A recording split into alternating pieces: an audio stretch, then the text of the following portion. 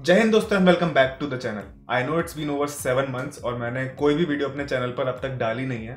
उसके लिए तो यार सबसे पहले मैं तहे दिल से आप लोगों से माफ़ी मांगना चाहता हूँ। लेकिन यार कोई टेंशन लेने की ज़रूरत नहीं है क्योंकि अब मैं वापस आ रहा हूँ और इस बार काफ़ी सारे आइडियाज़ और प्लानिंग के साथ वापस आ रहा हूँ। यार ये वीडियो मैं इसलिए बना रहा हूँ ताकि मैं आप लोगों के साथ वो सारी चीज़ें शेयर कर सकूँ जो मैंने इस पर्टिकुलर पीरियड में करी हैं और जो जो चीज़ें मैंने अचीव करी हैं और काफ़ी सारी गुड न्यूज़ हैं जो मैं आपके साथ आज शेयर करने वाला हूँ। सो फाइनली आज बहुत सारे राज भी खुलने वाले हैं, तो इस वीडियो को एंड तक जरूर देखना और वीडियो को लाइक कमेंट शेयर और आपको पता ही है क्या क्या करना है। So stay tuned.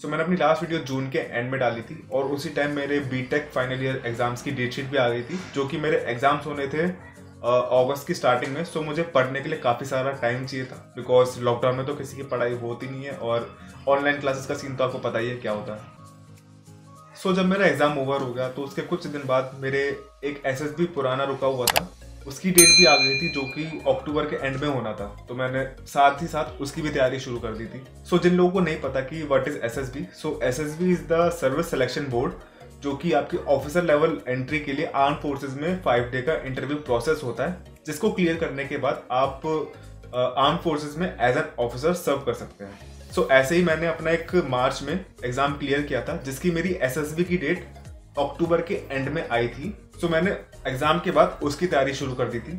तो उसी पीरियड के बीच में मुझे रियलाइज हुआ कि मेरे पास कोई ऐसा फिक्स्ड बैकअप नहीं है या फिर कोई ऐसी करियर नहीं है जहाँ पे मैं अपना आगे करियर परस्यू कर सकूँ। आई नो यूट्यूब था बट मैं यूट्यूब को एज अ करियर नहीं देखता क्योंकि यूट्यूब ऐसी चीज़ है जो मुझे करना पसंद है। मुझे अपनी वीडियो रिकॉर्ड करके और ये सब बोलना, ये सब मुझे अच्छा लगता है।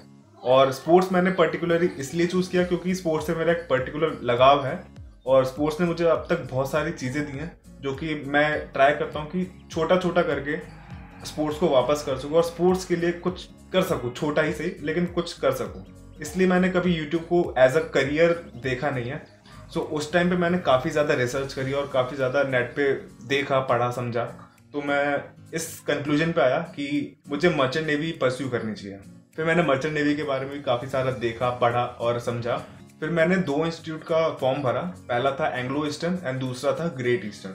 सो इन दोनों के फॉर्म भरने के कुछ दिन बाद ही मेरे को अपने रिटर्न एग्जाम की डेट्स मिल गई और आगे पीछे इन दोनों के एग्जाम्स हुए और दोनों ही फॉर्चुनेटली मैंने दोनों ही क्लियर कर लिए। फिर उसके बाद मेरे एसएसबी की डेट भी आ रही थी तो मैंने एसएसबी की तैयारी भी जारी रखी और एसएसबी देने गया भोपाल और मैंने पहला दिन भी सक्सेसफुली क्लियर कर लिया, स्क्रीन इन हो गया।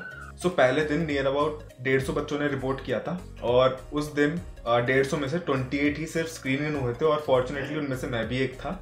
और फिर उसके बाद शुरू होती मेरे 5 दिन की जर्नी और वो 5 दिन बहुत ही बढ़िया थे। अगर किसी ने एसएसबी नहीं दिया तो मैं उसको ज़रूर रिकमेंड करूँगा कि आप एसएसबी एटलीस्ट लाइफ में एक बार दें क्योंकि आपको उससे बहुत कुछ सीखने को मिलता है।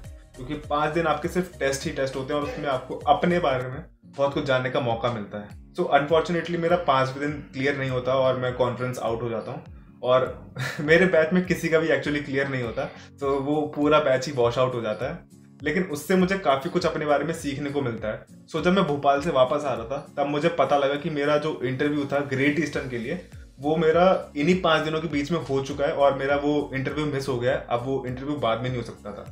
सो वो वाला चांस मेरा मिस हो गया था और जब मैं वापस दिल्ली आ गया था उसके 2 दिन बाद ही मेरे पास एंग्लो ईस्टर्न के इंटरव्यू की डेट भी आ गई थी। तो मैंने फिर उसके इंटरव्यू की भी तैयारी दोबारा शुरू कर दी और फाइनली और 2 दिन बाद मेरा जब इंटरव्यू था तो मैंने अच्छे से अपना इंटरव्यू दिया और उसके नेक्स्ट डे ही मेरे पास ईमेल आ गया कि मेरा इंटरव्यू राउंड भी क्लियर हो गया है। तो उसके बाद मेरा मेडिकल की भी डेट आ गई थी जो कि मेरा नवंबर में ही होना था। अब बिकॉज मेरा आई साइड बहुत ज़्यादा थी क्योंकि मेरे लेफ्ट साइड में -2.5 और राइट में -3.25 डायप्टर था, तो बहुत ही ज़्यादा मेरा नंबर था और मुझे 6/6 आई साइड चाहिए ही थी और इसी वजह से मैं टेम्परेरी रिजेक्ट भी हो गया था अपने मेडिकल में। सो उन्होंने मुझे टाइम दिया कि मैं लेसिक ऑपरेशन करवा लूँ और उसके बाद जब मैं फिट हो जाऊँगा तो मैं दोबारा आके रीटेस्ट दूंगा आई साइड का और अगर वो क्लियर हो जाता तो मेरा मेडिकल क्लियर हो जाता। सो मैंने जल्दी से जल्दी अपना लेसिक ऑपरेशन करवाया और अब आई साइट बिल्कुल ठीक है और 6/6 मेरी आई साइट हो गई है। अगर आपको जानना है कि लेसिक ऑपरेशन कराना सेफ है या नहीं है और कैसा एक्सपीरियंस होता है और क्या क्या प्रिकॉशंस लेने होते हैं तो आप मुझे कमेंट बॉक्स में ज़रूर बताना, तो मैं आपके लिए एक अलग से वीडियो बना दूंगा जिसमें मैं लेसिक सर्जरी का पूरा प्रोसेस और क्या है वो सेफ़ है या नहीं है, किस किस लोगों के लिए वो सेफ़ है और उसके साथ प्रिकॉशंस क्या क्या लेने चाहिए, ये सब मिला के मैं एक अच्छी सी वीडियो बना दूंगा आप लोगों के लिए, ताकि आपको भी आगे के लिए गाइडेंस मिल जाए अगर जिसका नंबर बहुत ज़्यादा है उसको उतारना हो तो। सो इन शॉर्ट मेरा आई साइट भी अच्छी आ गई और जब मैं दोबारा टेस्ट कराने गया तब भी मेरी आई साइट बिल्कुल 6/6 आ गई थी और अब भी मेरी आई साइट बिल्कुल हेल्दी है। सो नवंबर के एंड में मेरा सब क्लियर हो गया था, मेरा मेडिकल भी क्लियर हो गया था। फिर उसके बाद मेरे को जनवरी में दोबारा मेल आई कि now I am perfectly fine and selected for their ETO course. हाँ, मैंने ये नहीं बताया कि मैं ईटीओ इलेक्ट्रो टेक्निकल ऑफिसर के लिए एक कोर्स करूंगा एंग्लो ईस्टर्न में, फिर उसके बाद मैं ट्रेनिंग पे जाऊंगा एंड बहुत लंबा प्रोसेस है। अगर ये भी आपको एक डिटेल में जानना है तो मैं एक अलग से वीडियो बना दूंगा, लेकिन मुझे आप कमेंट बॉक्स में बता देना कि आपको ये जानना है या नहीं, क्योंकि ये मेरे टॉपिक से थोड़ा सा अलग है। तो पहले ही डिसाइडेड था कि मार्च में मेरा बैच स्टार्ट होगा, बट बिकॉज ऑफ कोविड मेरा बैच शिफ्ट कर दिया गया मई में। अब वो 1 मई से मेरा बैच स्टार्ट होगा। अब बस मेरा डॉक्यूमेंटेशन बचा है और उसके बाद मैं लोनावला जाऊंगा अपनी आगे की पढ़ाई परस्यू करने के लिए।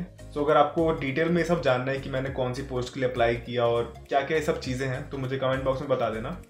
अगर मैं ऑनेस्टली बताऊं तो जो मैंने तैयारी एसएसबी के लिए करी थी वही तैयारी मेरे मर्चेंट नेवी के इंटरव्यू में बहुत ज़्यादा काम आई, क्योंकि मैंने एसएसबी के लिए तैयारी इतनी सारी करी थी और मर्चेंट नेवी के इंटरव्यू के लिए बस इतना ही रिक्वायर्ड था। सो मेरे को बहुत ज़्यादा उससे हेल्प हुई। सो अगर आपको जानना है इन सब चीज़ों के बारे में अबाउट मर्चेंट नेवी या फिर लेसिक सर्जरी और जो भी चीज़ें मैंने करी हैं तो आप मुझे कमेंट बॉक्स में ज़रूर बताना और मैं ट्राई करूँगा कि मैं आपकी सारी क्वेरीज रिजॉल्व कर सकूँ। सो ये थी वो छोटी मोटी चीज़ें जो मेरे साथ हुई थी और जो मुझे लगा आपके साथ शेयर करनी ज़रूरी है। So finally now I am back और मैंने काफ़ी सारी चीज़ें प्लान कर रखी हैं, काफ़ी सारे इंटरव्यूज़ और काफ़ी सारे चीज़ें मैंने आगे वाले टर्म्स के लिए बचा के रखी हैं। सो स्टे ट्यून्ड और दैट्स इट, इतना ही था आज की वीडियो के लिए। सो अगर आपको वीडियो अच्छी लगी हो तो please like comment and share and subscribe करो मिशन गोल्ड को।